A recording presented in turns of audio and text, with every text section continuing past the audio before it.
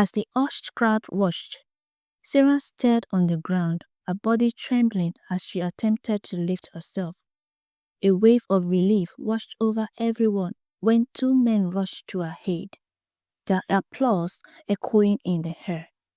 Fortunately, Sarah had emerged from the accident with only bruises, her spirit unbroken. However, the same could not be said for Toluwani and the other victims. They were quickly whisked away to the hospital, their condition uncertain, especially for the bike man whose reckless driving had caused the chaos. In a moment of kindness, one of the bystanders offered a soothing balm, which was gently applied to the bruises on Sarah's elbows and knees. Mr. Olaoluwa and his wife were soon notified, and their family made the swift journey to the hospital, hearts racing. A wave of relief enveloped them when they discovered that Sarah was all right and that Toluwani had only sustained minor injuries.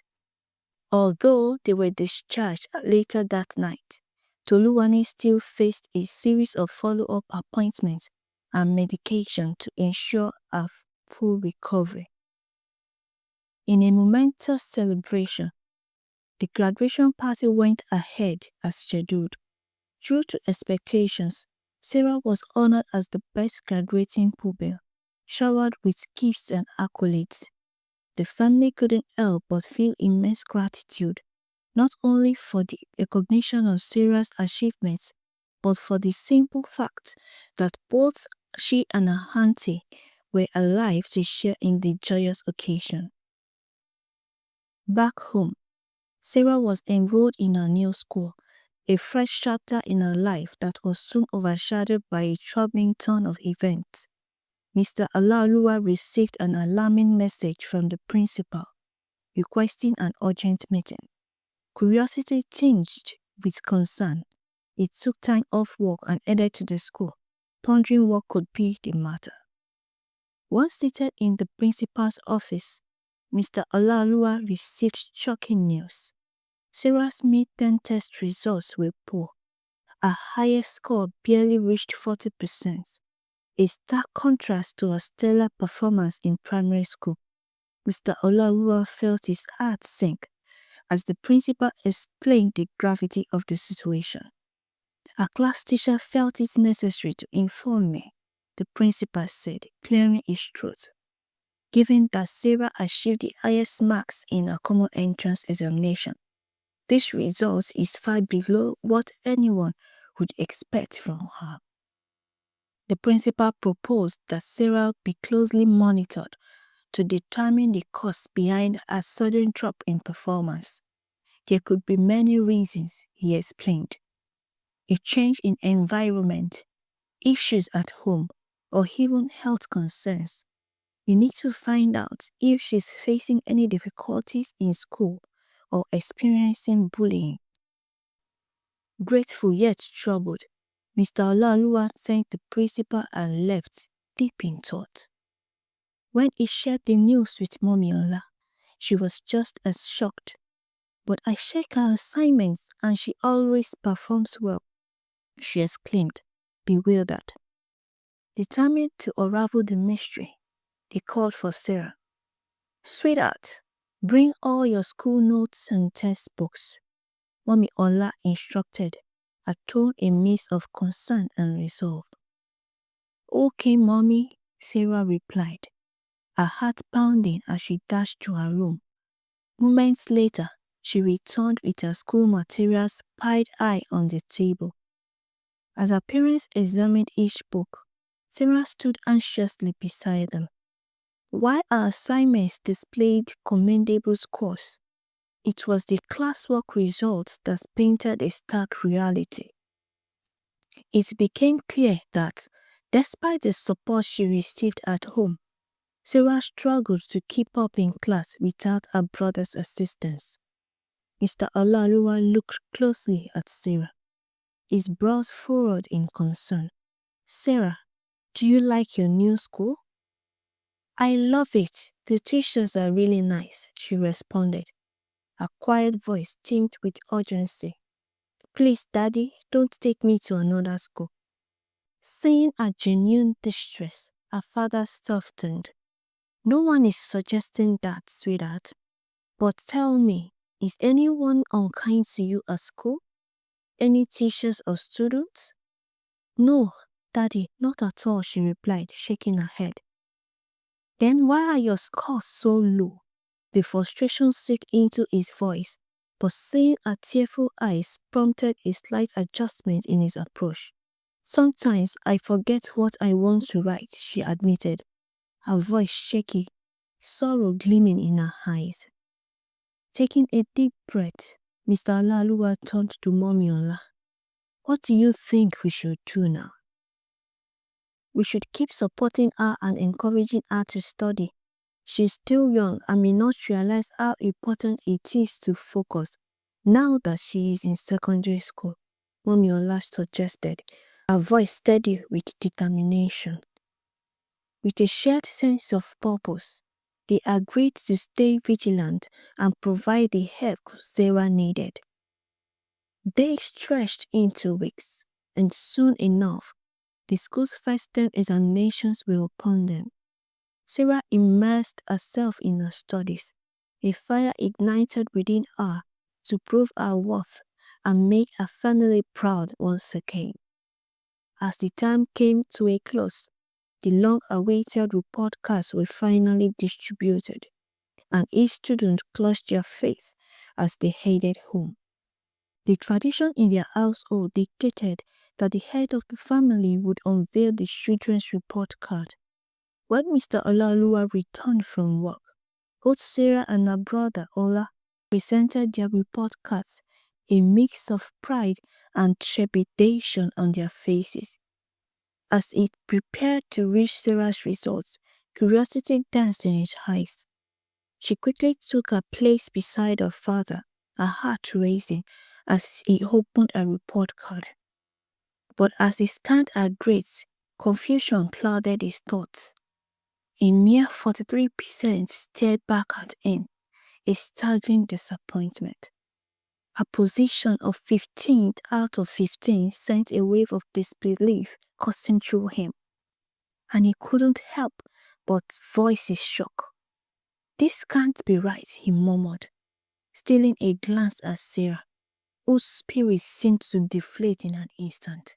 Her shoulders sagged, and as tears began to stream down her face, the weight of her father's disappointment became too much to bear. "What has happened to you, Sarah?" he asked, his voice a low, concern-laden whisper. Instead of answering, she turned away, sobbing harder than ever. Seeing tears roll down her cheeks felt like a dagger to his heart. In a surge of emotion, she dashed to her room, her sobs echoing in the home. Mommy Ola, busy in the kitchen, rushed in at the commotion. Mr. Olaoluwa could only point silently towards Sarah's retreating figure, his heart heavy with worry. She quickly followed Sarah, enveloping her daughter in a soothing embrace, rocking her gently like a delicate bird. Sarah cried until she was too exhausted to continue, eventually falling asleep in her mother's arms. As the new term rolled in, hope was scant, for the second report was little better. The family united in prayer, determined to lift their daughter's burden before God. But each prayer felt like it fell on deaf ears. The third term results brought no relief, and Mr. Olaoluwa felt a growing sense of dread. Despite her mother's belief in patience and prayer, he couldn't shake the feeling that something deeper was amiss. Their family tradition involved taking vacations away from home, and despite the cloud looming over Sarah's education, Mr. Olaoluwa was determined to create cherished memories. They planned a trip to visit Mommy Ola's family in Ogun State. As they prepared, he announced that they would travel by train. Ola's eyes sparkled with excitement. He had often heard his friends rave about train journeys. The following day, they arrived at the bustling train station that was more splendid than Sarah had imagined. They dropped off their bags at the check-in point and waited eagerly in the reception area. After a half-hour wait, an announcement crackled over the speakers, stating it was time to board. Mr. Olaoluwa guided his family to the first-class section, wanting to ensure their journey would be as comfortable as possible. The train ride was smooth and refreshing, a welcome break from the tension back home. They disembarked at their destination and hopped into a taxi that whisked them away to Grandma and Grandpa's house. The joy of family gatherings filled the air. Grandma's homemade delicacies and Grandpa's enchanting stories wrapped the children in warmth and love. After a week filled with laughter, they ventured on to Ekiti State to visit their paternal grandparents. There, Mr. Olaoluwa took them to Ikogosi Warm Springs, where hot and cold waters flowed from the same source, a natural wonder that left the children in awe. They skipped stones across the water, each ripple sparking new stories to share with friends upon their return to school. Returning home 2 weeks before the holiday ended, the weight of Sarah's struggles remained heavy on Mr. Olaoluwa's heart. He couldn't dismiss the thought that something was gravely wrong. This drastic change had occurred after the accident last year, and there might have been some damage that escaped the doctor's eyes somewhere. He was half afraid and still hopeful that there would be a solution. His heart raced as he discussed his decision with his wife.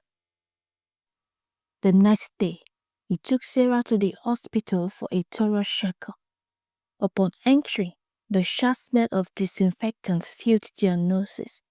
Mr. Olaoluwa released a breath he didn't realize he had been holding as he surveyed the half-empty waiting room.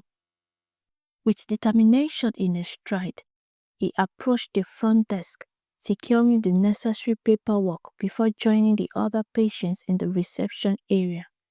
Anxiety clenched his stomach, but hope flickered in his heart. Perhaps they would finally uncover what had been injuring Sarah's bright spirit. An hour later, it was their turn to see Dr. Abel, a physician whose calm demeanor hinted at years of experience with anxious parents. As they entered the cozy examination room, the tension in the air was palpable. "When did you first notice the change?" he asked, his voice steady and reassuring. Mr. Olaoluwa glanced at his daughter, his heart heavy with a mix of hope and worry. "About 10 months ago," he said, struggling to keep his voice steady. "She had just started at a new school, so we thought it was just a transition, but there hasn't been any improvement since then." Dr. Abel redirected his gaze to Sarah, who sat quietly, her eyes downcast. "Do you ever find yourself forgetting things you once remembered easily?" he inquired gently. She nodded slowly, a hint of confusion clouding her expression. "Do you get headaches?" he continued. A slight shrug accompanied her answer. "Sometimes, and I usually feel tired in class."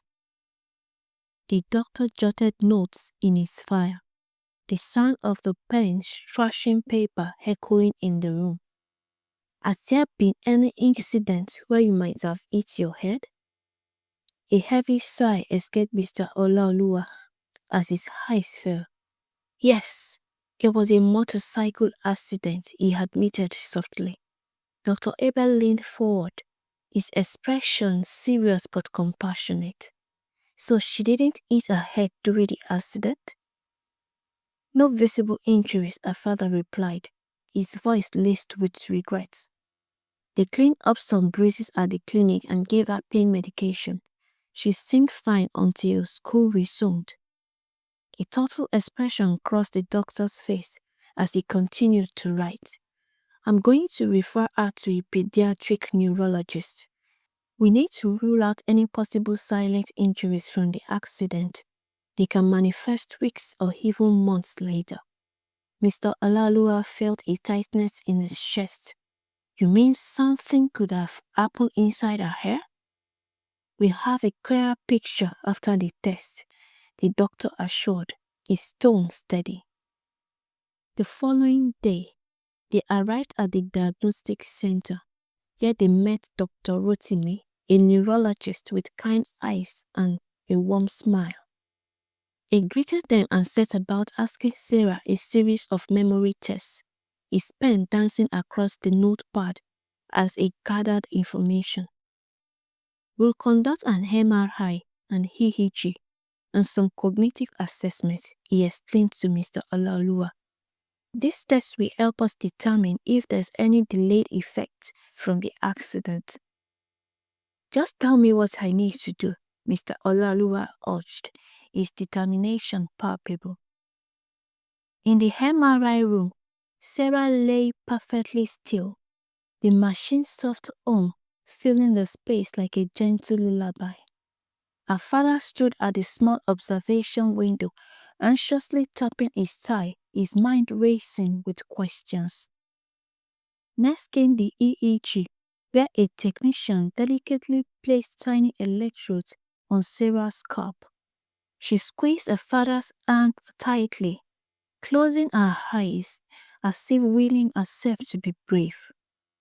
The cognitive test was quieter, with a child psychologist engaging Sarah with pictures and stories.